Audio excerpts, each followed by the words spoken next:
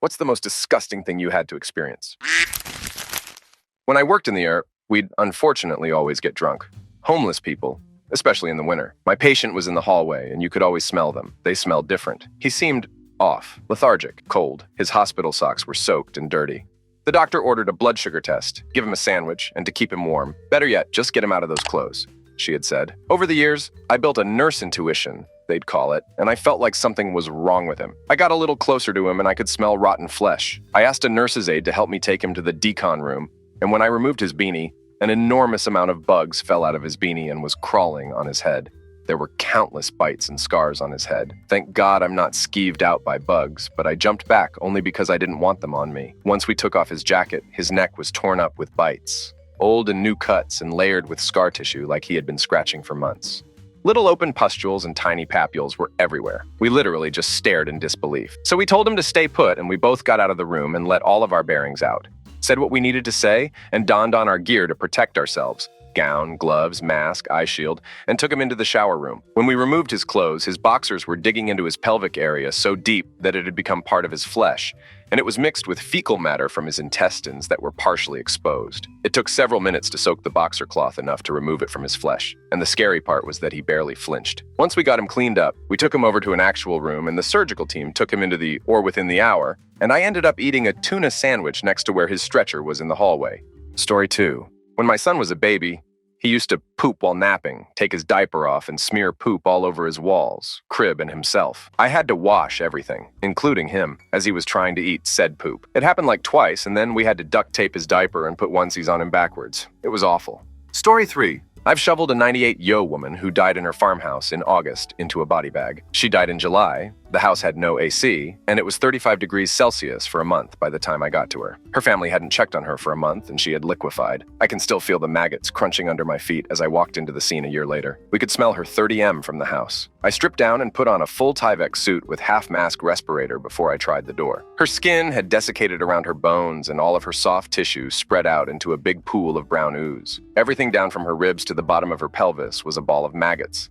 Story 4. First shift as an ambulance officer. Patient having diabetic low and is passed out. Give her an injection, taking vitals. She sits straight up and vomits in my face. It took everything I had to not throw up. I still showed up for shift 2 lol. Story 5. I was in Goa, India, for New Year's. With a few Indian guys I worked with, we went to this huge nightclub on the beach. My belly wasn't great. We had been driving around eating local food, and I drank a glass of water at one of the restaurants. Pretty sure it was tap water in retrospect, but I didn't think about it at the time. I really had to go to the bathroom, so I told my friends to wait by the bar. There were thousands of people in this place, and went to the toilets to line up to get it. After 30 minutes, I was almost exploding. I got my turn to go in. No toilets, just a urinal. I quickly left the bar and ran up the street, looking for a hotel or something. There was nothing. Everything was gated. It was nighttime. I came to a vacant lot that was full of trash. I had no choice but to go in and squat. I was wearing cream-colored pants. The only thing I could reach was a plastic bag that was on the ground. I tried to wipe with it, but of course it didn't work. I took off my pants and boxers, wiped with my boxers, put my pants back on commando, and went back to the bar. Lowest point of my life. I drank straight Goan rum all night, and that seemed to kill the bug.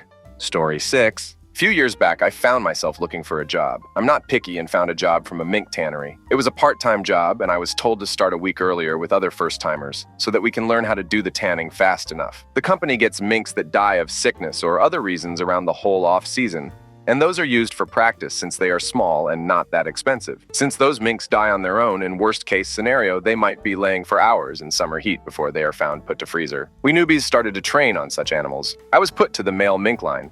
Well, the machine used for removing the fur from the mink first grabs the animal from the back legs, stretches the legs side to side, and then makes a cut from one leg to another, passing by its asshole and balls. You direct the path of the blade by pulling on the tail on the animal few hours into the job. I'm a bit exhausted and breathing through my mouth. I did not pay enough attention since my hands were getting sore, and failed to direct the blade to the right spot. The blade hit the rotten sun coact and sperm-filled balls of the mink, and the rotten mink sperm sprayed everywhere, including my still open mouth. Tell doctor got a load of mink sperm into my mouth. Story 7. A couple of months back, I developed an anal abscess due to complications with Crohn's, and waiting for the operation was the most painful thing I've had to experience. Thankfully, the NHS managed to fit me in within 24 hours, but I was in no way ready for what was to come. The only way to treat an anal abscess is to cut it open through the arse cheek and drain it of all the infected muck. Mine was about the size of a golf ball, large compared to the average abscess the NHS usually see, and luckily you're knocked out and under general anesthetic for that particular bit. It was during recovery the next day when I had to do the most disgusting thing I've ever experienced. The thing with an anal abscess is that it has to heal by itself. They don't use stitches as it has to heal from the inside out. Directly after the op, they packed my golf ball size abscess with gauze to soak up all of the blood/pus/what have you. I was lying on the hospital bed, flying high on morphine, and was brought back to earth dramatically when one of the nurses told me that I should remove the gauze myself. Just go to the showers, reach down, and pull it out. After an hour or so of mentally preparing myself for this task and asking for more morphine, I headed to the grim shower on the ward. I reached down to the wound to feel for the gauze and immediately felt it hanging out. It was like nothing else I've ever felt. An alien tentacle dangling sloppily from a sore, open wound. It was slippery, slimy, squishy, and extremely hard to get a hold of. I managed to pinch it, feeling my fingers soak with whatever liquid it had absorbed, and began to pull. It was the worst thing I've ever felt and is almost impossible to describe. Immediately, I wanted to throw up and had to keep stopping to lean against the shower wall to catch my breath and keep it together. Every time I would have to reach back down and keep pulling, unsure how much was left inside me. I could feel it coming out, and I was fully aware of the amount of blood and viscera pooling at my feet. I managed to pull it out, dropping it on the ground, and had to lean against the wall again to compose myself. I felt the wound to investigate the damage, and my worst fear was confirmed. There was another bit of gauze hanging out that needed removal. At this point, I almost broke down in tears, but knew I had to do the whole ordeal again. Eventually, I was done and returned to the ward and to my hospital bed, traumatized. Hours later, when a nurse arrived, I told her what I'd done, and she was horrified. "Who told you to do that?" I told her it was a nurse from earlier and described her. "Oh, right, haha. Yeah, that's X. She's kooky like that. We were supposed to do this for you. God bless the NHS, but my God." Story 8. Went for a medical procedure. They'd given me a laxative prep, but I hadn't fully emptied. Eventually, they gave me an enema. It wouldn't have been so bad, but the nurse was in the room with me the whole time. The poor woman had to stand there while I emitted horrid sounds and unspeakable odors. They get you to lie in a sort of square bath on your left side. So after the brown geyser of shame had run dry, she had to rinse me off. I was mortified for days afterwards. Story 9. I was on a very long, very tiring flight. I'm on an aisle seat and there's a man sitting in front of me. He sees his neighbor or relative on the same flight by chance and tells him to come over for a chat later. He comes later, put his hand on top of my seat and talks to the guy in front of me. His armpit smells rancid. He's very big, very hairy, and very oily. My head started hurting. It was so bad, and I didn't have the nerve to tell him to stop. Thankfully, he left after a few minutes. Story 10. Wingmanning for a friend in college and went to meet this girl and her roommate at another bar before all four of us going back to their place. We all chilled for a bit, then my friend and his girl went into her room, leaving me alone with her roommate. I knew neither of these two girls beforehand, but her roommate was pretty attractive and she invited me to her room. Some intuition told me to pass on the offer, so I politely declined, and she said, "Okay," and shut her door. I let my "you're an idiot for passing up Keck's primordial brain rule" myself for a minute or two, kicking myself for not accepting. 2 minutes later, that door opened again, and she asked if I was sure. Intuition was quickly overruled, and I leapt up, following her into her room. Lo and behold, my intuition had been correct. I was immediately confronted with a floor entirely covered with all manner of Schmidt. Empty chip bags, half-eaten sandwiches on plates, clean and dirty clothes strewn about with absolute abandon, jewelry, books, CDs, trash, trash, trash. I've never seen anything like it. There were literally 3 slightly clean areas of her carpet between door and bed that served as inverse stepping stones. I almost walked out, but my southern manners and a "it were already here" mentality combined to coerce me into her bed. We lay there incredibly awkwardly for a bit as she puts on a show and I ask some questions. She responds less and less before finally not even talking to me. Then she starts wordlessly and insistently pushing my back once, twice, thrice, and I ask if she wants me to leave, and she kinda grunts, and so I get up and go back to the couch. About 15 minutes later, she comes sprinting out of her room to the bathroom and starts throwing up into her toilet. She shares her bathroom W, a third roommate who wasn't around. I feel bad for her being sick. Glad I didn't try anything with someone I didn't realize was that drunk and go to sleep on the couch. I wake up to pee a few hours later and walk into the only available bathroom, hers. Somehow it's even dirtier than her room, just incredibly trash-filled with dirty clothes everywhere. I pigeon step over to the toilet to find the pièce de résistance, a turd nesting in the toilet, left there for what must have been hours, covered in vomit, as yet unflushed. My favorite part is that my friend gets up at about 4 a.m. and tells me we're leaving. They'd made out a bit in her bed, but when he went to go further, she stopped him and told him that he should have made a move a few weeks prior when she'd gone home with him to his place and hadn't made a move. Then driving home, we passed a big old fire on the side of the road. a fitting end to our night. Story 11. When my wife of 45 years gets a stomach bug, she always has the schmitz. Rarely any vomiting. Also, she faints while sitting on the toilet pan or afterwards in the shower or anywhere when poorly. So, after breaking her collarbone due to fainting in the shower over a year ago, stomach bug, I've drummed it into her to always let me know when she is going to be unwell in the bathroom. Cue last week in Portugal on holiday. She wakes me at 2:30 a.m. and says she's feeling poorly and going to the bathroom. So, she's got diarrhea badly and making noises like she's out of it. I say I'm coming in the bathroom and she's in a bad way. She pukes over me while sitting on the pan. I'm holding her shoulders to stop her falling and she stands up. I say, sit down, but no response. I grab her under her armpits to support her and she passes out. So she's groaning, shaking, and I'm holding her up when I feel a wet warmth engulfing my feet. This goes on her approx 1 minute. She comes around and I maneuver her into the bathtub. Kneeling. I look down and she's schmidt all over my feet and the ensuite floor, which I have to mop up with copious amount of toilet paper. Then wash my poor embarrassed wife and then disinfect the ensuite. Oh my God, the smell was putrid. What you have to do for love. Story 12. I'm an early childhood educator, kids age 0, 5, and seeing gross schmidt is a normal occurrence. A little girl had a stomach bug, but no fever and wasn't showing symptoms, so nobody knew she was sick. That is, until this kid projectile vomited at the table during lunch. It got everywhere, all over herself, the teacher, the other kids, and it splashed into everyone's food. The kitchen staff often only made enough food to give kids 1 serving, and as a result, someone had to scrounge up leftovers from the other rooms once everything was cleaned up. The teacher got sent home to shower and change clothes, and the kid didn't come back to daycare for a while. There was also a different girl who pooped herself outside, didn't tell anyone, and just sat in it for the next 10 minutes. When they went inside, her teacher could smell it. Before the teacher could get this kid to the bathroom to clean her up, the kid rolled around on the carpet, floor cushions, and stuffed toys. Poop got everywhere. She tracked it on the floor. She got it on the walls. She somehow managed to get poop behind a bookshelf. Every staff member who wasn't working on the floor had to help clean the mess, including my boss. Teachers who were on break at the time were made to help clean up too. It was bad. Then there's the time my boss found a solid poop log on the bathroom floor, in the staff bathroom, where kids aren't allowed. Yeah, an adult pooped on the floor. My boss cleaned it up, but she was so mad. The person who did it eventually fessed up. It was our 65-year-old cook who was on medical leave and showed up early in the morning to drop her niece off for her shift.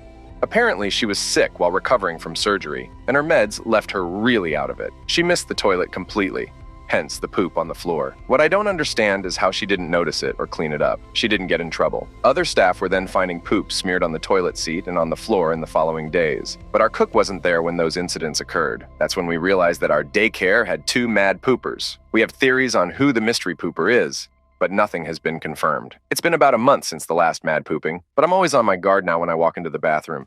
Story 13. A few things, but I can't decide which is the most disgusting. So I'll say, a man in a white car swerving across a lane and partially into a ditch to run over my dog, then speeding off. I don't know what's worse, seeing someone deliberately do a thing as horrible as that, or my dog's screams and cries as his whole back half was crushed. Story 14. I work in an ICU and had a patient with cerebral palsy and uncontrolled diabetes come in for wounds. Dude was maybe about 4 feet tall with contorted, atrophied legs. You could tell him and his wife absolutely did not take care of themselves. When we went to assess the wounds, there were maggots crawling in a hole on his butt the size of a baseball that went all the way down to the bone. The man had fungus growing all between his legs, and an infection that ended up rotting away half of his scrotum. The bottom side of his nuts were completely black and filled with pus. When we took his bandages off of his legs, his heels were completely rotted away, and his skin was leather. His legs were also green. I mean green. Like when copper rusts green, it literally looked like deposits from a rusty water fountain grew over his entire legs. He refused to be cleaned initially. When we finally got him to agree to be wiped down the next day and just touching and pressing on this man's legs, thick white pus came out of the pores in his skin. I've never smelled anything like it. It was so bad that the 3 of us in the room had to take turns leaving because we were gagging from the smell of his body literally rotting. His wife would stay in the room and bring him food to eat even though he wasn't allowed. Piles and piles of trash accumulated in his hospital room. I'm talking empty boxes of cereal thrown across the floor, boxes of takeout piled up, his wife's dirty clothes soaking in the bathroom sink, just piles of trash brought in. The smell was horrendous. And the more we tried to clean it up, the quicker the trash would reappear. He would scream if we tried to get rid of any trash. It didn't matter what it was.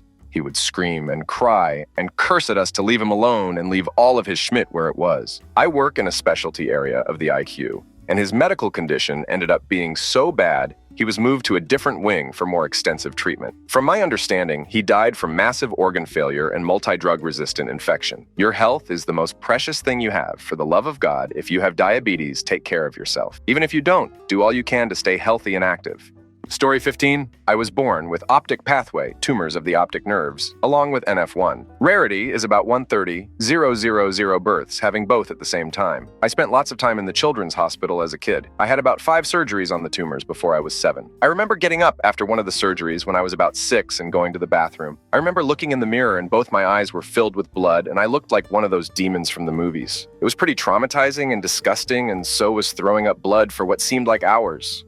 Story 16. When I was around 17 years old, my friend Trevor and I would go to this really skeevy house to buy weed. Both of us had parents who would flip out if they knew we were smoking, so sometimes, if it was cold out, we'd just smoke there instead of walking. I won't go into long detail, but this house was truly disgusting and I hated going there. But I was also fascinated that people lived that way. It was like leaving one world and entering another. Completely surreal. Anyway, there was always a super-sized McDonald's cup that sat on a sagging bookshelf near the front door. And this cup served as this family's tobacco spit cup, or ashtray. Several people in the family chewed, and they all spit in the same receptacle. And it was nearly full, which is probably gross enough to be on this thread on its own. This particular day, my friend Trevor was sitting in a gnarly old chair sort of underneath that shelf. Now you know where this story is going. And when someone went to leave the house, the front door came loose from 2 of its 3 hinges, and it tipped into the bookshelf, which caused that cup to fall upside down onto my friend's chest and into his lap. It was the most vile-looking and smelling thing I've ever witnessed. It was black and thick and probably warm. It just looked like the stuff hell is made out of. He got up, ran outside, dropped on all 4s and puked. Then he stripped off his shirt and pants, left them there, and we walked home, him only in boxers and shoes. I laughed so hard at him on the way home that I couldn't breathe. I had stopped several times and recover. OMG, I can still see his face. Good times. I stopped slumming shortly after that as the fascination wore off. But Trevor took a different path in life and died from an odd about 5 years back. We had been out of touch for nearly 10 years, but when we were 17, we were best friends in the whole world, and I miss those days. RIP, Trevor. Story 17. I used to work at a vet, and animals, commonly old ones, that were euthanized would pretty often start to schmitt and pee all over the table after like 2 hours of being euthanized. That's why we try to put them in bags as fast as possible. However, some animals would stay in the lab for a whole day because the owners would order a special company to come and pick the body up. Once had a dead old lab in the laboratory. He was laying on his old dog bed covered with a blanket. From the smell, I could tell that he had been seeping through the dog bed. To top it off, the water pipes from the sink we used to drain blood and other organic stuff in exploded that day, so the lab was underwater, and it was murky, bloody, foul water and a dead dog swimming in his own schmitt. That was probably the most disgusting thing I've ever experienced. We also once had a patient come in with an old cat that used to go outside. It was midsummer and the cat had been missing for a few days. The owner found her sitting on the road covered in larvae. We tried to save the cat. However, the flies and larvae had been eating her up from the inside for a few days, and we couldn't do anything but put her out of her misery, since half of her body insides were already digested and gone to a point where it was a miracle that her heart was still beating. Then WW also had a man bring in a hedgehog that he found by the side of the road. Someone probable ran him over as he was covered KN blood and had a big open wound on his back. Must have been a while because the insides were starting to rot and smell bad. Also, he was full of larvae. We decided to euthanize him as he was still somewhat alive. We called him the junkie because we had to give him 6 times more than a normal lethal dosage until his heart finally stopped beating. After that, we weren't even sure if he had fully passed away yet, as all you could hear was the rumbling of the larvae inside of him. We'll never forget that smell. Story 18. I used to do high-end electrical renovations. Many of these multi-million-dollar homes were built on the mountain side. Lots of critters. The worst experience I ever had was in the peak of summer, having to go into an attic that the mice and rats had really made themselves comfortable in over the decades. Clients didn't want to remove all the old insulation, so we had to work around it. So in 350 CQs, we had T-West or Tyvek suits that we had tie tape to out boots and gloves. A D, of course, wear respirators. There was so much mouse piss, I'm shocked it didn't seep through the drywall. There was so much schmitt, it was like sand on a beach. We had to rewire almost the entire home because they didn't want to cut open drywall. So between the biohazard and the sweat factory and the suits, I was a little disgusted, to say the least. Story 19.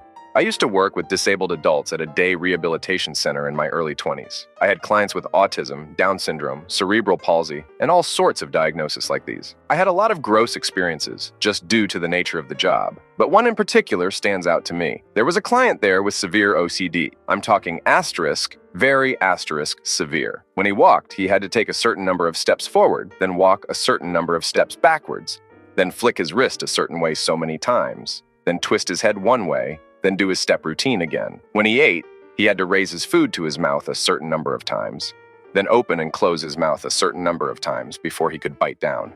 He also spoke with a very limited vocabulary, if he spoke at all, due to his autism. None of this is gross, but it's just to give an idea of how all-encompassing this man's mental illness was for him. Well, his OCD didn't go away when he used the bathroom. If he took a Schmidt, he had to use the entire roll of toilet paper. Yes, the entire roll, to wipe his ass. And I'm not talking about those rolls that you just buy at the store for home. I'm talking about those huge industrial rolls that are supposed to go in those huge dispensers in every public restroom stall. The toilet paper would be piled up in the toilet, usually a little less than a foot higher than the seat. This obviously cannot be flushed down, so the only thing that could be done was to clean the toilet paper out asterisk by hand. Our cleaning lady was too grossed out when this happened, and it happened pretty frequently, so I had to glove up, then go in the bathroom and dig out all the Schmitty toilet paper and throw it away in the biohazard bin. Every single time. There wasn't a week that went by where this didn't happen at least once, but usually 2 or 3 times. And it was always me that did it because no one else wanted to. I did that for 2.5 years. After so many times, you just get numb to it. Story 20. Nursing my mother back to health as a young boy is something I'm very proud of, but I'll never forget the nights her colostomy bag would come detached, and I'd be awoken by her crying and the smell. I'd have to get up, flick on the lights, and take care of everything before soothing her back to sleep, telling her it's not her fault and she'll be better soon. Story 21. On my sister's 19th birthday, my mom had really wanted to take her out to drink for her birthday. Long story short, my mom starts going through crack withdrawals and takes my sister to a dealer's house and takes my sister's birthday money to buy crack. They come back to my grandma's apartment at 3 a.m., and my mother is drunk, hysterical, and for lack of better words, tweaking. She's screaming and crying and snotting all over me while hugging me. My sister leaves, and I 15M don't know what to do. I call her a cab to take her back to the camper she's living in the sketchiest area in my city, and I obviously go up there with her to make sure she gets there. I open the door to see my family pets I grew up with laying in just garbage. You couldn't see the floor, and after basically having to pick up my mother as she's trying to punch me and rip my hair out and throw her on her bed, all I can see are hundreds of fully melted candles stuck on every flat surface. So many burnt spoons and just drug residue on everything you can see. I walk over to the living room area of the camper where the 2 dogs are, and all you can see is trash, Coke bags, empty liquor bottles, and just everything else you see in addicts' living spaces. Out of every addict site I've seen in the media, this topped the cake by far. And my pets, the Great Dane Mastiff and my American Bully, the dogs I grew up with, having to sleep and spend all day in this utter disgust. I couldn't take it. I didn't know what to do, so I left. The second I closed the door, my mother started screaming. Not words, but just screaming as loud as she could. The freezing walk back to the apartment was something I'll never forget. The feeling of just pure disgust and heartbreak will never leave my mind. Story 22. Told this story on a similar thread recently, but it applies here too because it's so disgusting dishwasher Corey. He was a tweaker, but everyone in that kitchen was ducked up. Cokie Brendan, Slow Travis, Smacky Jess, Chef Roomba, Band-Aid Billy. Dude was a total wreck, but he managed to help us wish dishes sometimes. Though pretty quickly after starting, he got sloppy and angry. Dishes started coming back still greasy, and we'd send them right back to him, which would make him angrier and start slamming Schmidt around the dish pit. Fun times. At the time, I'd just started training under our pastry chef, and Mondays were our deep cleaning day when we'd help the line guys. One Monday, I noticed the 12 pans for grease collection under the ventilator hoods, and I climbed up to grab and empty them. Well, apparently, they hadn't been checked for a very long time because it was full to the brim, immediately slippery in my fingers, and dumped hood grease all over my head at around 4:30 in the morning before our baking shift even started. Pastry chef said I could go home and get cleaned up. I said I'll clean myself as well as I could, stay, and finish the shift. At the end of this very long day, I headed towards the back door to head home. Corey was back there eating his daily cheeseburger. As I stood up from changing shoes, he said something to me with a mouthful of cheeseburger. A lot of it erupted from his mouth all over my face. His nasty spit, pieces of chewed burger, bun, cheese, and fixins were all over my face. I just looked at him and said, "Corey, I got a vat of grease dumped on my head at 4 a.m. today. And what you did was the nastiest thing I've ever had happen to me in my life." Story 23. I had a gassy baby, my 4th, and he didn't like baths. so I'd hop into a tub with him while my husband was home to assist. One time, when my son was about 4 months old, I was washing while he's leaned against me, and first he projectile vomited in the water, and then about 10 seconds later, did a massive liquid poop. I yelled to my husband and got no response. No help for 10 minutes because he decided to watch something with headphones on and couldn't hear me calling. So I sat in a tub half full of liquid poop and vomit and finally vomited myself from the smell when my son was being washed off while screaming by my husband in the kitchen sink. Yes, we sanitized the literal crap out of it when we were done. Story 24. My oldest son was in hospital with a really bad stomach bug, rotavirus. He was 9 months old. He'd vomited nonstop for about 4 days, so he was put on a drip to stop him being dehydrated. After a few days, he stopped being sick, and the nurse told me to start giving him small amounts of food. I was in the middle of changing his nappy and held his bottom half up so I could put a clean nappy underneath him, and he projectile schmidt a week's worth of absolutely stinking stomach fluid all over me and everything around me. I was covered in the stuff.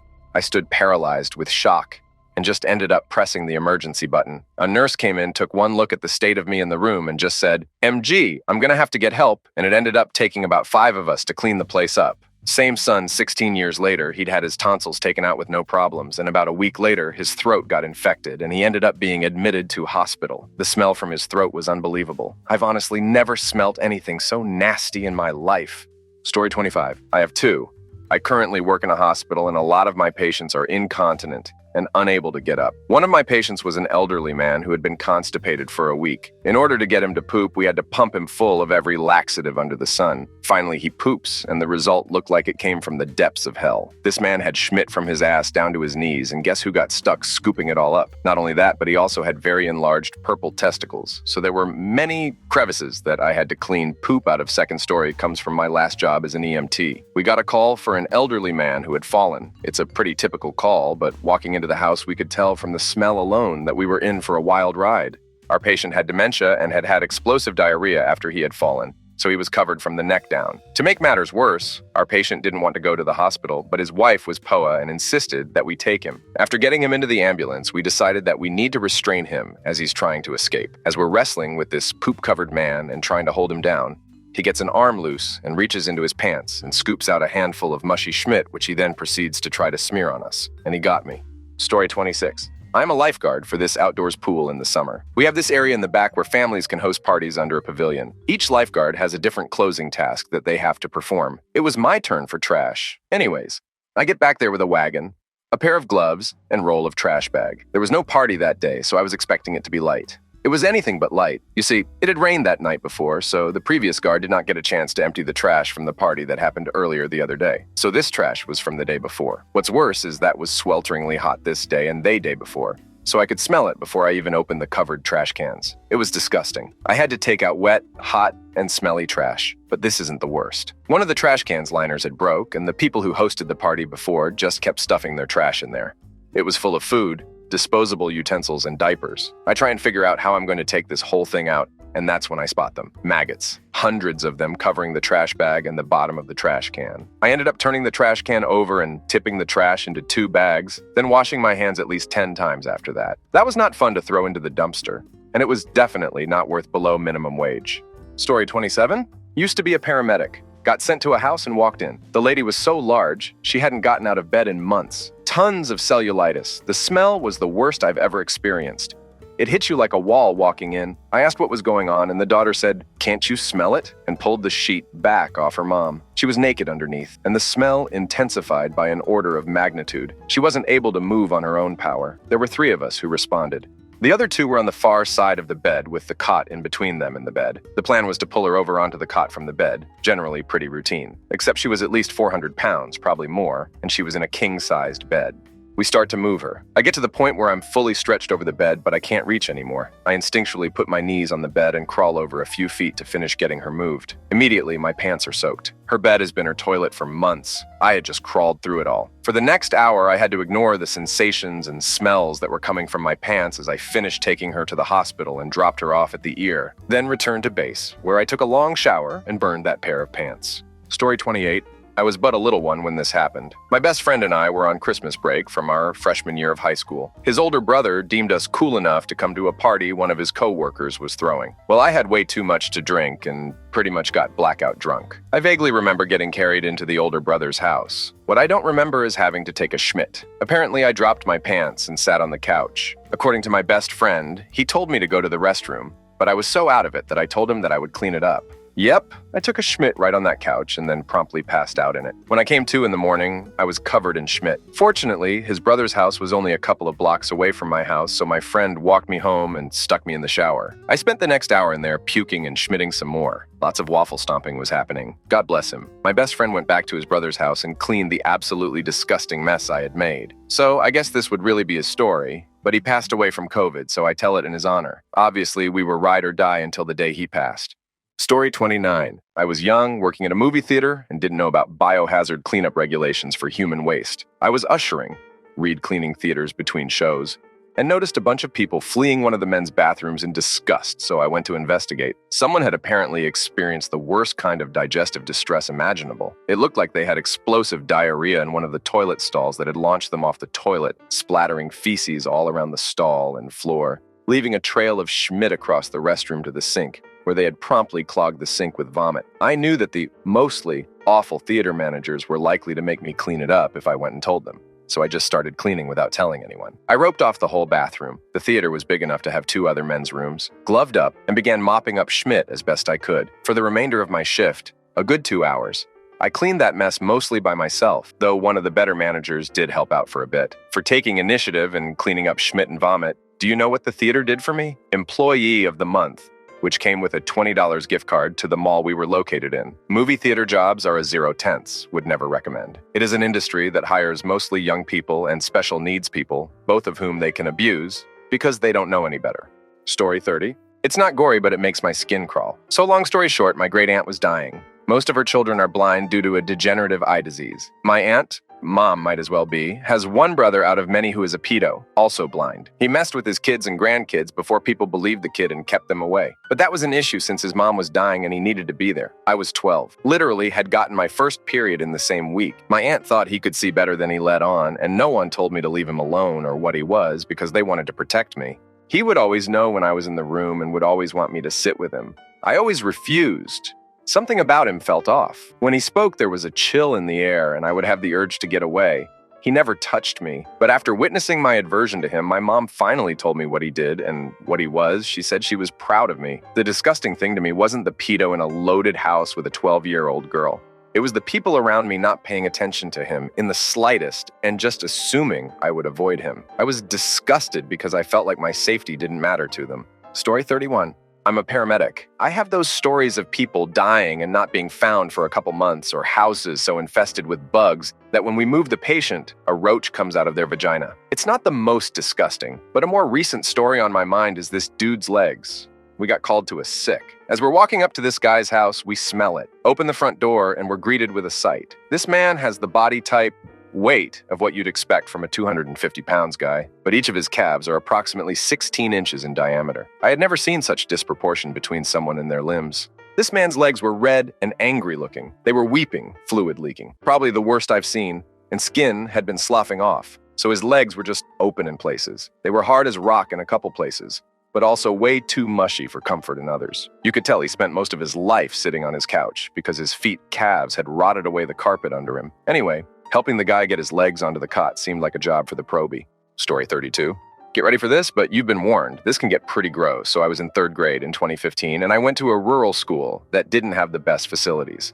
If I remember correctly, World Children's Day was celebrated a few days back, and we had a party at school where we got to eat noodles provided by the school. But the problem was that the noodle ended up being not so good quality, and me, who rarely get the urge to use the bathroom at school, had to poop so bad that I just decided to inform the teacher about it. But things started getting worse when she said that there was no water in the bathroom tap system. So 2 of my friends got a bucket, filled it up with water from another tap. I went into the bathroom and oh God, there was a big stinky Schmidt right at the door, and there were flies all over it. To make things worse, there were white worms crawling around on the floor. It was disgusting, but there was no other bathroom. Remember? This school facilities were kind of Schmidt back then, probably improved as of now, and I had to take the Schmidt. staring into the smelly Schmidt right in front of me and white, milky worms crawling around on the floor. Gosh, I'd never forget that. Story 33.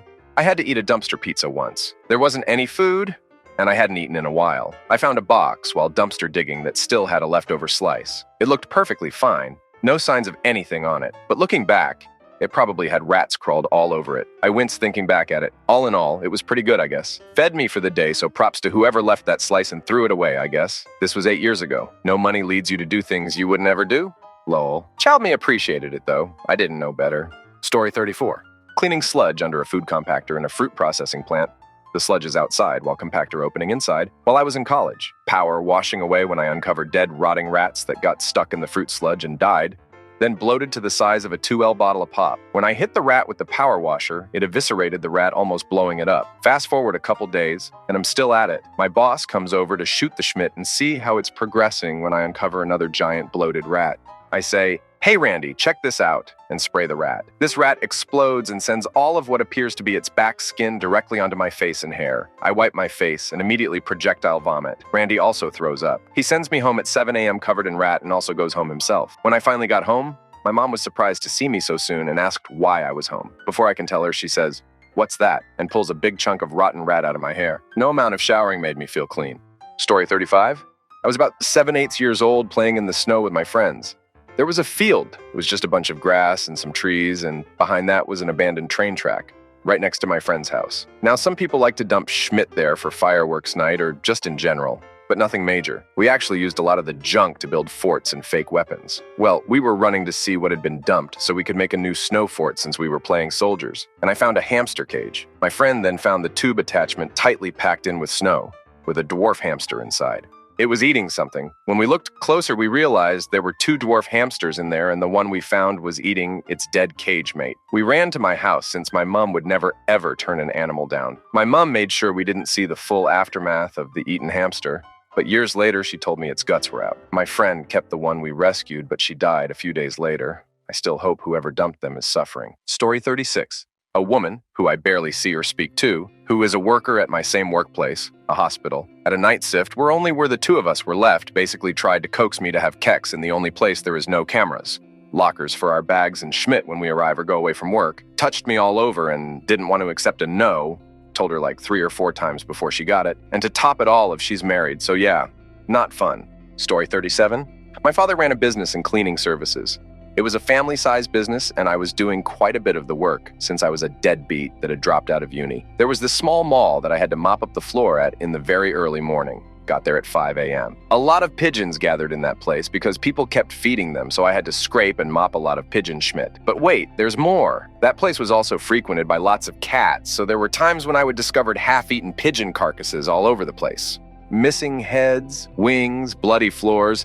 I get nausea typing this. One time they wanted us to clean a hard-to-reach place that was filled with pigeon Schmidt, and I got the power washer. Result was not only to clean it spotless, but also a ton of Schmidt and pigeon skeletons dropping on the floor for me to clean up later. That was years ago. I've moved on and made something of myself, but I got so many weird stories of those days. Story 38. I was on a bus going to see a friend after work. An older, slightly disheveled, but otherwise normal-looking man was sitting a couple of rows in front of mine. I was facing the front of the bus, and he was sitting facing the side on the little pull-out seats normally reserved for wheelchairs, prams. The man sneezed, and out came the largest amount of snot I have ever seen. I swear there must have been 100 milliliters. The man's hand was cupped and literally full to the point of nearly overflowing. And there was massive, thick stings between his hand and his mouth and nose. Now this is already vile enough. I'm nearly gagging. It's making me feel so sick, but I cannot look away. I needed to know what his game plan was for getting rid of it. Nothing prepared me for what was about to happen next, though. Yep, he slurped that Schmidt up. I literally had to get up and off the bus and proceeded to dry heave gag for the next 10 mins. It's days like that one that make me thankful for my aphantasia. Story 39. It's pretty tame compared to other things on this thread, but my senior class went to an amusement park as an end-of-year/end-of-high-school celebration. Sometime during the day, we were scheduled to meet up for lunch. Pulled pork BBQ sandwiches. Amusement park quality, so they were somewhat of an orange color, but basic. We all ate, then were set free to go back on rides. Right after lunch, me and a few classmates went on an inverter coaster that did loops. Got on. Did the ride. I wear glasses and take them off for coasters. I can only make out basic details without them. As the ride was pulling back into the station, I noticed that the coaster seat in front of me, which was yellow before the ride started, had suddenly become decorated with an orange flare. I also immediately noticed that I was able to smell my lunch. It took me a minute to realize that the classmate sitting next to me had projectiled all over the seat in front of us. It was nasty. Story 40. Got kicked in the face, it was by accident, and my nose was broken. Went to the hospital and had it reset under general anesthesia. Woke up afterward, high AF from whatever pain management meds I was given. The itch inside my nose was profound due to the gauze packing used to stabilize my nose. I then reached up and felt something hanging out of each nostril and, of course, began to pull. Both seemed never-ending and were moist, soggy, yet crunchy. Once I extracted the gauze, I began to rub my nose due to the itch, then fell back asleep. The nurse came in to check on me and saw a long stretch of blood-caked cotton cord on my chest and my nose bleeding. They alerted the doctor who had performed the procedure, and he came into my room, none too impressed. He tersely informed me I had undone the last few hours of his work. I was later brought back into the OR to have my nose fixed again. When I woke up, I had restraints on my wrists to keep my hands away from my face. Story 41. Was working at McDonald's at college. Someone came to the counter and said the restroom needed to be cleaned. Manager told me to go check it out. Walked in and was immediately hit by a wall of stink. There was vomit and schmidt everywhere. All over the floor, both sinks, and one of the urinals were covered in it. I couldn't see inside the stalls, but there was something flowing out from the nearest one. No idea what happened or how many people were involved. I can't imagine just one person being responsible. Don't really want to know. I couldn't even walk in. It smelled so bad. Went back to the manager and told him no way I was going in there. He tried to give me the do it or you're fired routine, but we were short-staffed on a heavy night and we both knew I wasn't getting fired. Dude grumbled and went back. I heard him yell, "Oh, damn!" And then he puked outside the bathroom door. We closed early. Story 42. So I've worked with a lot of kids in my life. Daycares, preschools, schmidt like that. One little boy at a daycare I worked at was clearly abused. He was terrified of the bathroom. Terrified. He never washed properly and would straight have a meltdown if he had to go in there. I shudder to think why. Anyway, so even though he was 6 or so, he wore a pull-up. Of course, homie stunk to high heaven, but for whatever reason he took to me. I would let him play lil games on my Nokia phone. He just felt comfortable around me. So I was appointed as the person to change his pull-up. It was so bad. I've changed plenty diapers, but that kid had problems. I had to stifle my gag reflex so as not to hurt his feelings, but sometimes I couldn't control it, so I'd kind of turn my back and pretend to cough. I didn't want to hurt his feelings. I think about him often now. About 15 years later. Cody was his name. God, I hope he's okay now. Story 43. I was a dog groomer, and for one elderly man, I would go to his home, groom his dog, then he would insist on making me a cup of coffee. One day I was drinking it when it suddenly went cold, and looking down I could see white flocculent lumps rising from the depths, like a hellish opaque lava lamp. I pretended I'd finished my coffee and took it to the kitchen to wash up the mug so I could investigate. The mug had been 1/3 filled with ancient coffee that had been sitting around long enough to grow a thick white skin of mold. His eyesight was poor, and to him it must have looked like the bottom of the mug, so he'd made my drink on top of it. I'd had a few mouthfuls when the mold had collapsed under the unequal strain. No, I wasn't ill, but for the next couple of days, every time I felt a twinge, I was like, oh God.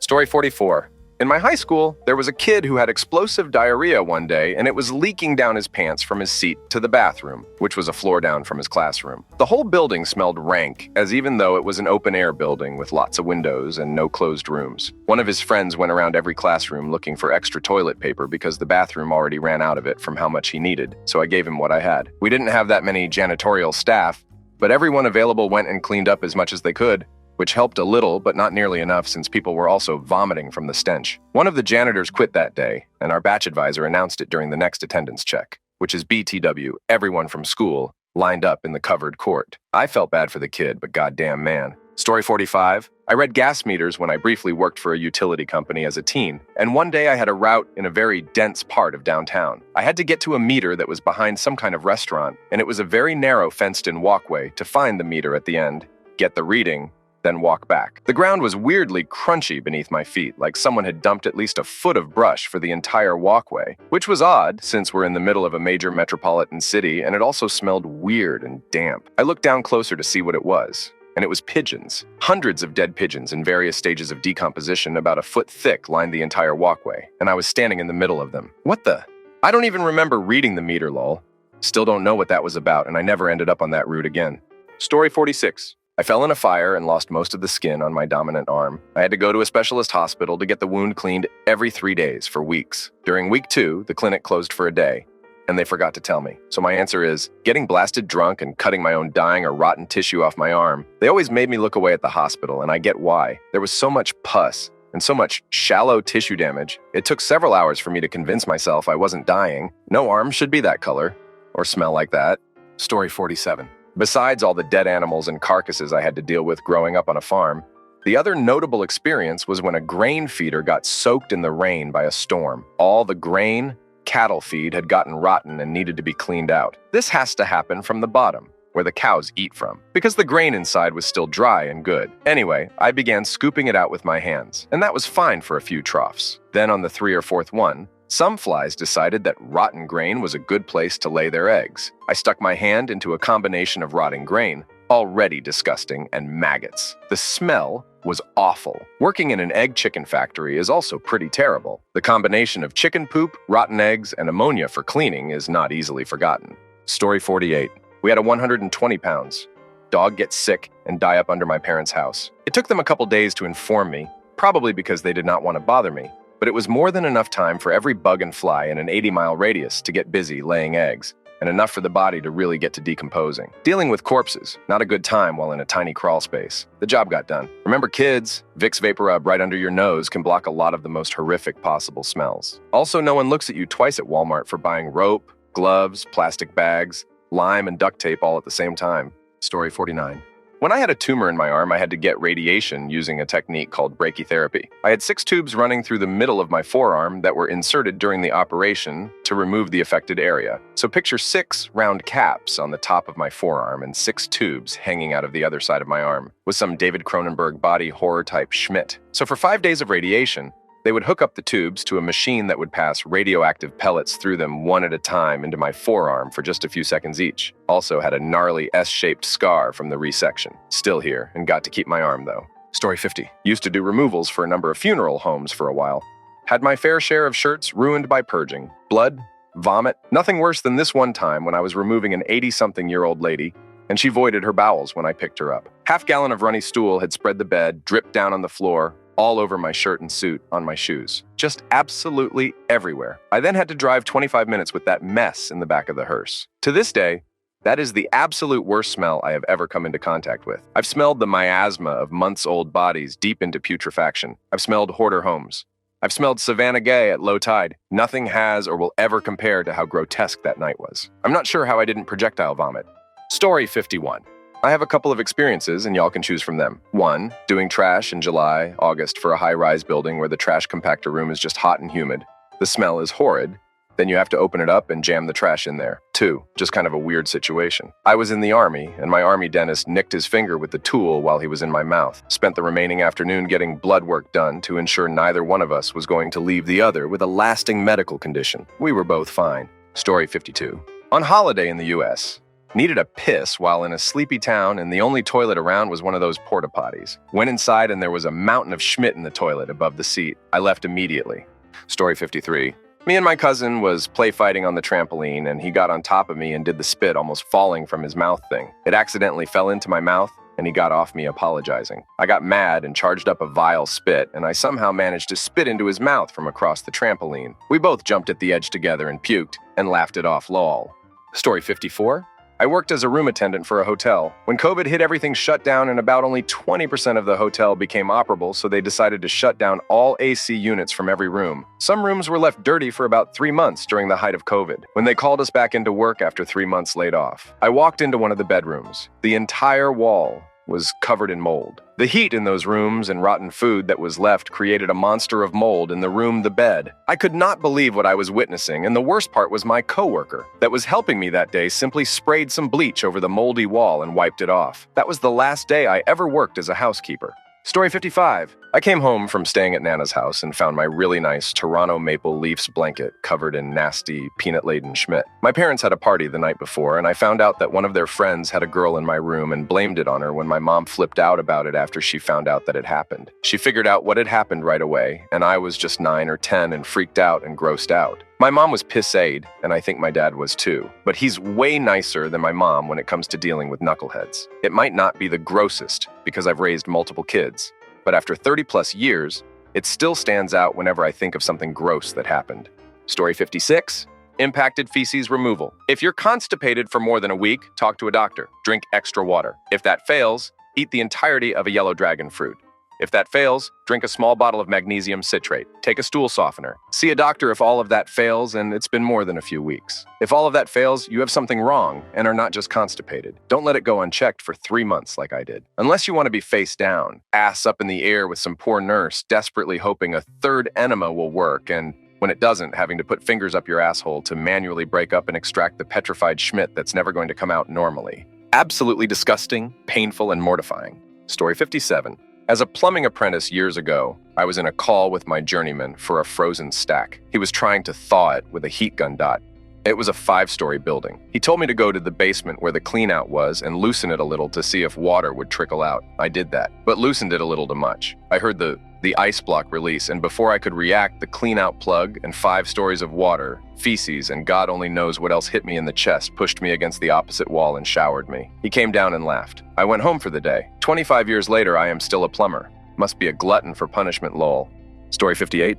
One of my jobs as a Marine in combat, Vietnam, was a helicopter machine gunner. We also carried injured and dead onto the helicopter. There were a lot of bad things, but the worst by far was recovering the bodies of Marines who were killed by artillery or rockets, and their body was in the jungle for a week or more. They were literally in pieces, torso with guts hanging out, head over there, arm or leg over there, and the smell of beyond belief, gagging. We put the pieces on a poncho and loaded them on the helicopter and transported them to the morgue in Da Nang. Of course, the smell was much worse inside the helicopter. Unfortunately, this happened far more than once. The memory of these experiences will never leave you. Story 59. I work as a gardener landscaper, and when I started out, I got the sheet jobs. I got the job to mow down some overgrown trenches in between some field with a weed whacker. They hold a small bit of water, but what I didn't know was that there was a dead and halfway decomposing geese filled with maggots in the grass. Normally you wear some safety gear with a face shield mesh and a helmet and such. But it was 30°C+, and I wear normal glasses, so I was not wearing my usual gear. So I got sprayed with maggots and decomposing geese, maggots crawling in my hair and in the middle of nowhere with nothing to clean myself or anyone nearby. Never again, please. Story 60. My grandpa drove a big truck collecting leftovers from slaughterhouses and meat that had gone bad from butchers. I used to ride along with him as a kid. A couple times a year from 9, 14, industrial garbage bins full of cow heads, stomachs you'd need to pop with a knife. Piles of baby cow heads, buckets of intestines. I once walked into a cabin with him whose walls were covered in skinned mink corpses. Once was moving a big wheelie recycle bin full of organs and tipped it back to roll it, and it fell on me. Opened, pinned me underneath. Once unexpectedly had a dead piglet thrown at me as he asked me to toss it in the truck. I'm a vegetarian now. Story 61. I'm a carer in aged care. Been in the job for 7 years now. Back when I first started, we had a resident whose skin on his back had become necrotic. The hole in his back was that big and bad, you could see the tissue in his spine. The smell from the wound was absolutely horrendous. He refused any treatment to fix it. He was a full sling lifter, and showering him was a massive job. I worked at that facility for 2 years. He died about 6 months after I started. The wound never healed, and it eventually got that bad that he died from it. I can still smell it when I think about it 7 years later. Story 62. Used to work in a real beer slinging type of bar. No food at all, just beer, wine, spirits, and stuff. I get one of the regulars come to me and say, "Dude, you need to go into the men's? 'Cause just man." I go in and in one of the cubicles in a pair of Schmitty underwear, inside a puddle of Schmidt, inside a puddle of vomit, which had splashed all over the walls, toilet, the door, and to top it all off, there was a single shoe in the giant mess of it all. The one shoe was how we found the guy, and we made him clean up that toilet until it looked new. Story 63. I work with special needs kids. One of the kids we work with throws up on command, basically. It's a behavioral thing, however. He doesn't do it often around members of staff. Anyways, so I was supervising him, making sure he was happy and content. He then proceeds to throw up everywhere in the room we were sat in, including even a bit on myself. Myself and a few other members of staff then had to disinfect everything and throw any objects that we could, e.g. blankets and such, in our washing machine. You don't want to imagine the smell. As someone with emetophobia, it was definitely an experience. Story 64. Formerly worked as a tech at a Metro Boston Audi dealer. Get a 2012 A8 in for a service and spilled something in the back seat. Please see if you can clean. It's mid-August. Car sat for 2 days until I got it. I opened the door and realized the guy spilled a gallon of milk in the rear footwell. The smell was awful. Like, just terrifying. Detail department shampooed and cleaned the car multiple times, but the smell was always there. Quoted carpet replacement, and the guy went through insurance. The adjuster parked the car outside and left the windows cracked. Then the flies came. That job was not a pleasant experience. Story 65. Only thing I can remember is when I was learning as a butcher and we were killing some pigs. We them with an electric shock through their brain in Germany. Most humane method, BTW. One woke up, which happens rarely, and started walking with blood coming out of the cut. Oh, his neck, poor thing, probably didn't feel anything and was drunk because of the blood loose. He proceeded to eat the blood out of another pig's neck before we could stun it again so it doesn't get up anymore. Whole thing took place in about 15 seconds, was still disturbing. Story 66. I was in the jury at a child molestation case. I can't unhear that. If I could delete a memory, this would be it. I was not ready to hear the details that I was forced to listen to. I still get upset when thinking about it. Story 67. Paramedic here, called to a hotel for a guy yelling for help. Finally find the room, and we immediately did U-turns while gagging after walking into his room. Recently had his colostomy bag removed, that should not have been, so the floor was covered in liquid Schmidt, and he had been drinking a ton of vodka, so the mixture of those two made for one of the most unpleasant smells ever, worse than a dead body cooking in as heat for a few days. Story 68. I was about 8 years old. We had adopted a dog who had some health issues as a puppy, so wasn't toilet trained when we got him. We had an unfinished basement with a laundry room where he slept at night. One morning, I ran down the stairs to get some clothes for school and stepped into a puddle of piss at the bottom of the stair. My momentum and speed caused me to slide until the piss ended. Then, I fell backward onto a pile of Schmidt, smeared into my shoulder and hair. Story 69. Had a Roomba and 3 dogs. One day, I turned on the Roomba before I went to the grocery store so that it would vacuum while I was away. Coincidentally, this would also be the first time one of my dogs had diarrhea accident in the dining room. When I came home, I opened the door and an overwhelming odor of Schmidt hit me from the garage door. The Roomba had attempted to vacuum the liquid Schmidt and sprayed it on my walls/windows/ dragged the Schmidt into other rooms. The mess and smell was horrific. It took days to fully clean everything. Never again. Story 70. While working in a hospital emergency, an unconscious homeless man was brought in by ambulance. He was wearing many layers of dirty clothes, and as we cut some of his layers of coats off, his clothes basically burst open like a piñata full of bedbugs. He was covered completely in sores. Bedbugs then started crawling out of his nostrils, ears, and mouth. We got the rest of his clothes off, and more of them kept crawling out from his ass cheeks and out of the tip of his penis. It was a total horror show. He didn't live very long after being admitted. Story 71. I'm a public school teacher. Every year or two, we have a mad schmitter on the loose who loves to leave miscellaneous poops around the building. Smeared on the bathroom walls or mirror and classroom trash cans, in the elevator, in the stairwell, are my personal favorite. About 2 feet inside the classroom door, so you up the likelihood of someone stepping in it unexpectedly. This is at a suburban high school, by the way. Even when they are caught, nothing really happens to them disciplinary-wise. So every year brings the lure of some broken-minded kid to take up the challenge. Story 72.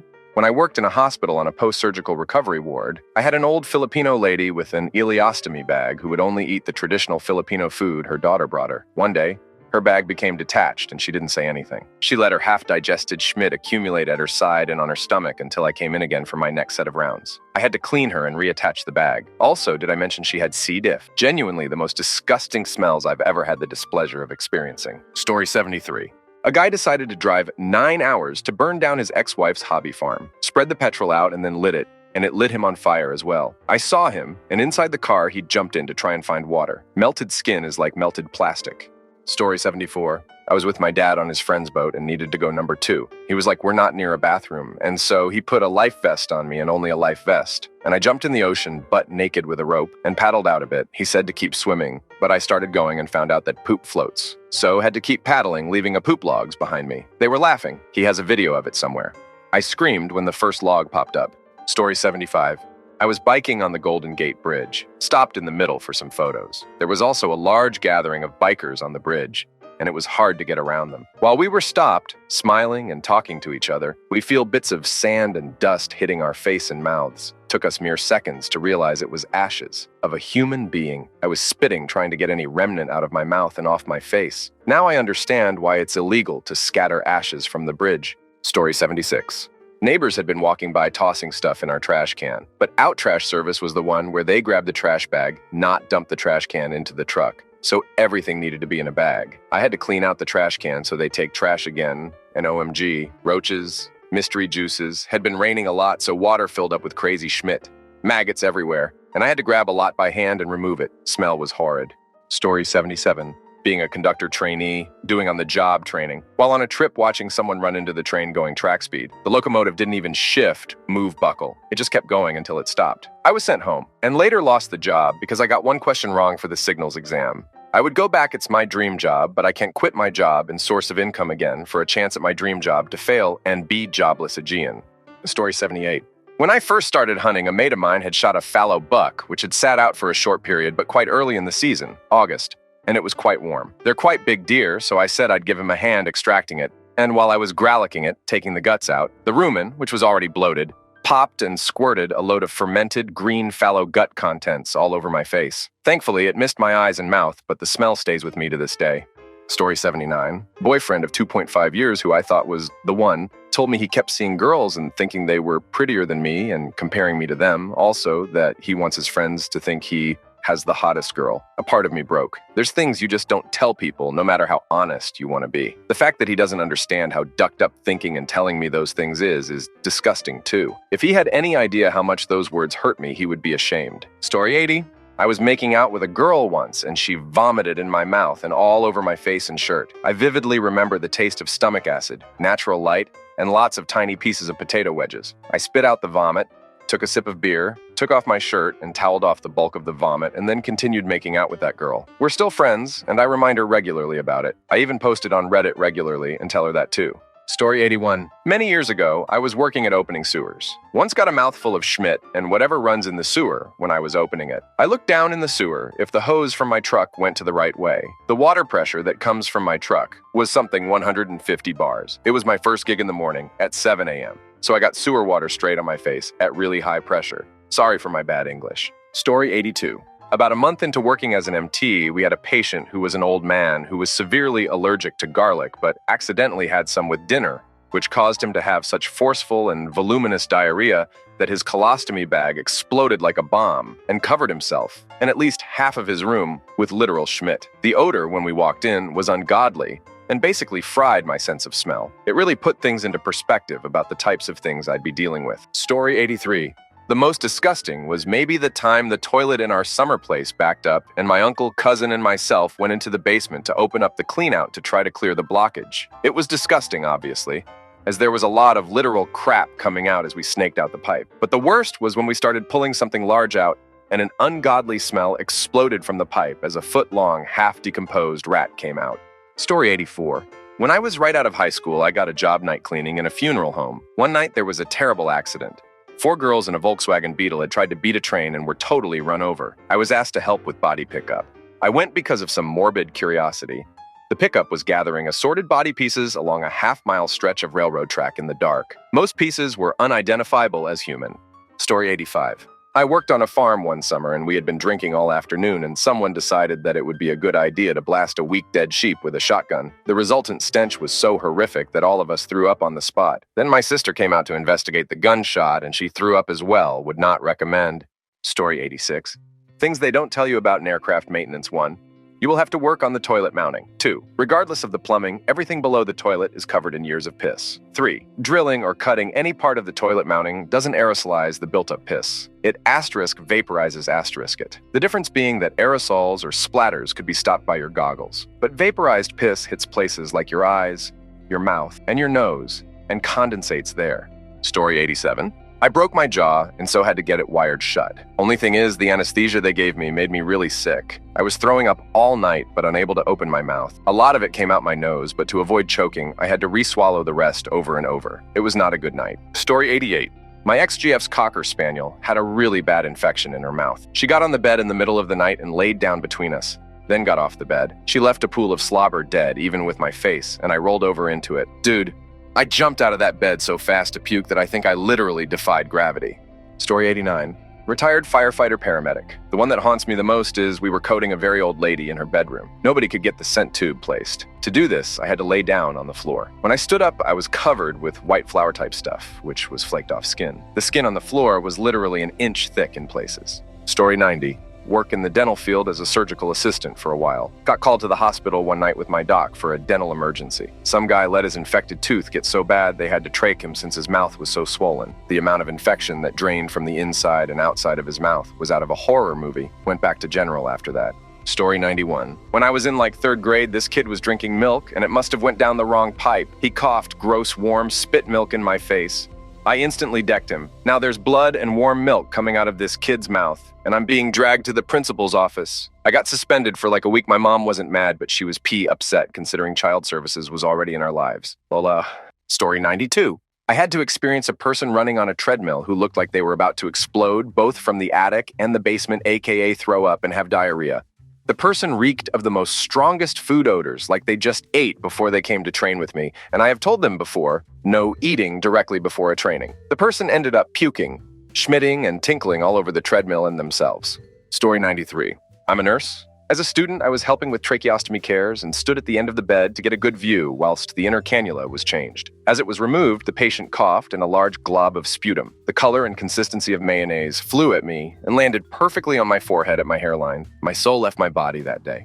Story 94. This is gross, but I have to tell you about it. I went on a first date with this guy. We went to lunch. He was attractive, good sense of humor, and owned his own construction company. After lunch, we took a walk. He asked me to take a schmidt on his glass table at his house.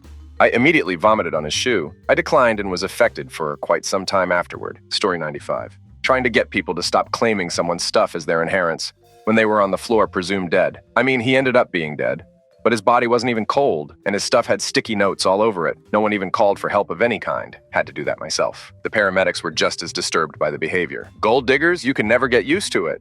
Story 96. 1977, went to a concert. My friend had done acid. We got back.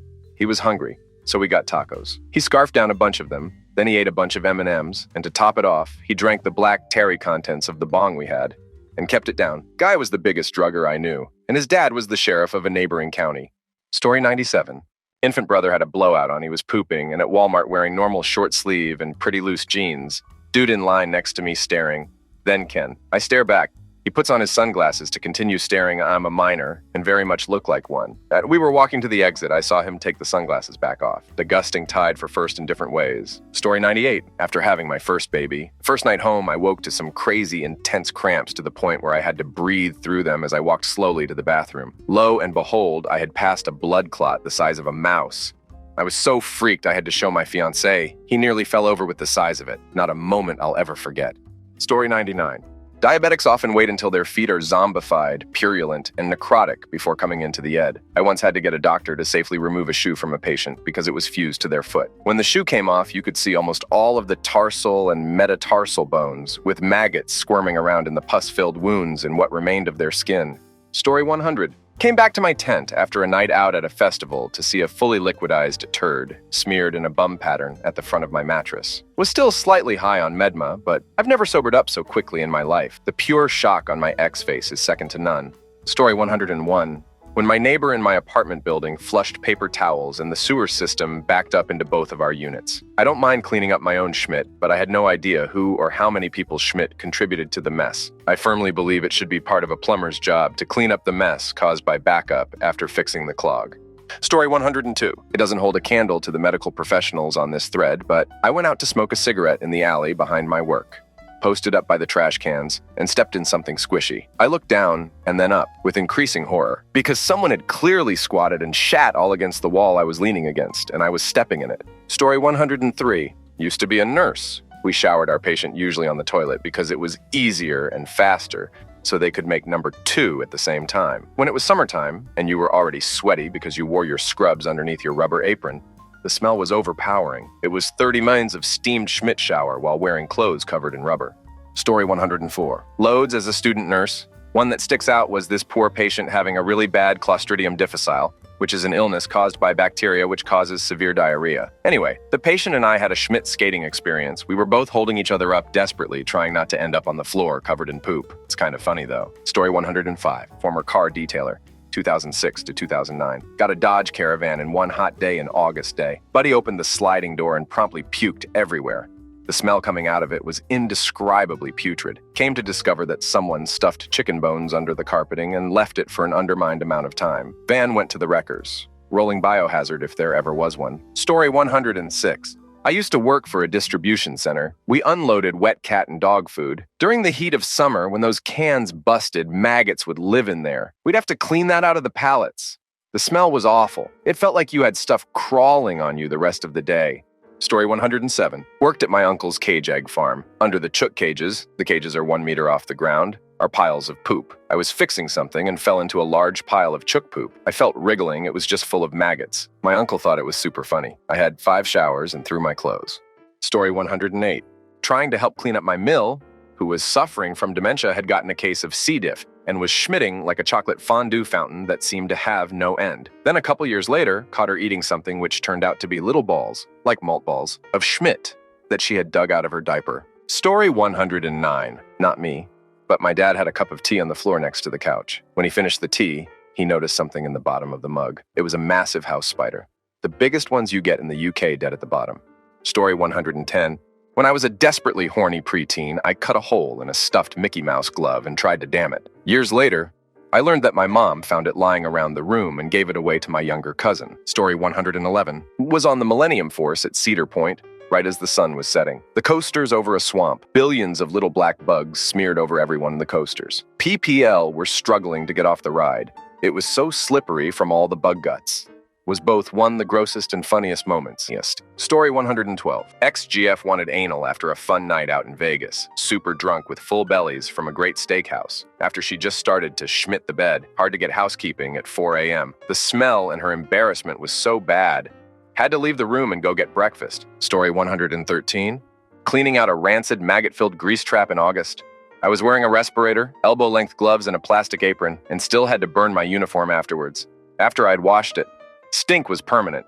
Story 114. Ended up in the ER with a nasty stomach bug while pregnant. Projectile vomited all over the bed, myself, and floor.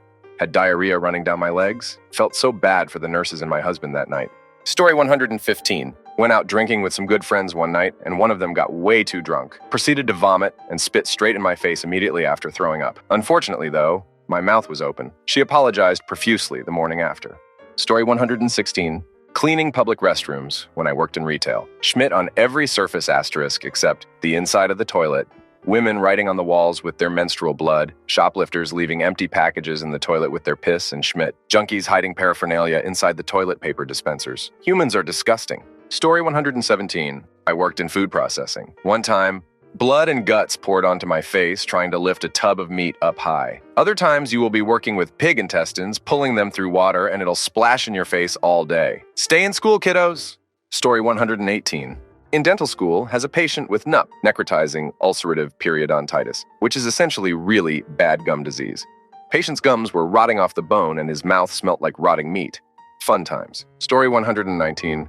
Used to work in a cage-free doggy daycare. We had a few poop eaters. Nastiest thing I ever saw or smelt was Schmidt eaten by a dog that had eaten so much Schmidt it threw up all of the Schmidt. I then had to clean that up. Story 120. My 350-pound friend with ADHD suck face with his plunger for no reason. He was 16 at the time. He just did it without anyone telling him to do something stupid. He denies it to this day, but that Schmidt is laser printed in my memory. Story 121. Watched my cousin produce and spit out the nastiest loogie before stepping into a gas station. Did it right in front of a woman and her kid, said in his best Borat voice, phlegmy ball, and went in to buy smokes. Story 122.